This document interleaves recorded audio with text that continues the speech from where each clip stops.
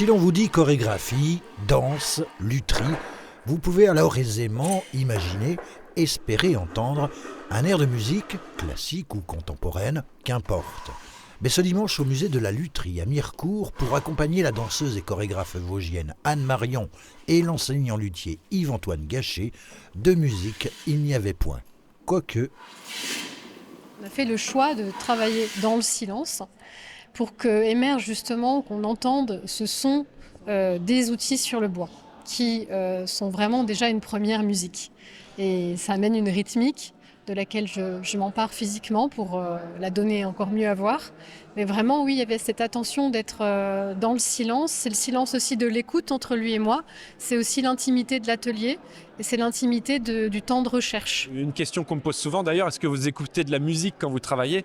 La réponse est non, c'est rare, parce qu'en fait souvent je fais trop de bruit. Je fais trop de bruit avec mes gestes et ce bruit, il indique le bon déroulé du geste, le bon affûtage de l'outil, la rythmique qui fait qu'on va être endurant, qu'on va tenir 1 heure et pas s'essouffler au bout de 5 minutes ou avoir des ampoules.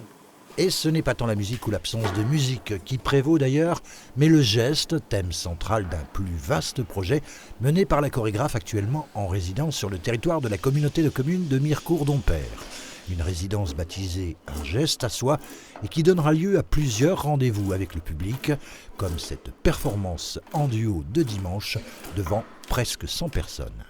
On a proposé une première maquette, c'est-à-dire c'est comme un crayonné, une ébauche d'un travail, où je suis allée rencontrer un luthier et à partir de cette rencontre, on a essayé de proposer comme ça une vision à ciel ouvert de ce que peut être le travail d'un luthier et comment, en tant que chorégraphe et danseuse, je vais aller capter, collecter ce qu'il fait pour le styliser, le donner à voir. La démarche, de faire un lien entre l'artistique, l'artisanat d'art, l'artisanat d'excellence, m'a tout de suite paru intéressante parce que de toute façon, dans la réalité du luthier, c'est déjà ce qui se passe. On est sans arrêt à côtoyer l'art, l'artistique, l'excellence par le biais de nos clients, des musiciens.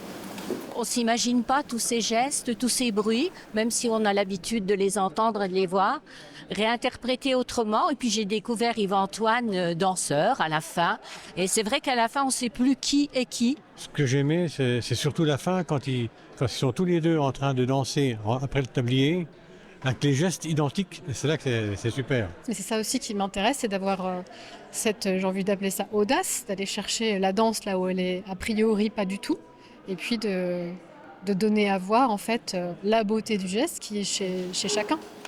Projection d'un court-métrage, stage de danse ou spectacle-concert autour de chansons d'amour revisitées, le travail a débuté en septembre dernier, il s'achèvera en juin 2026, mais d'ici là, nous y reviendrons dans un prochain magazine de la rédaction.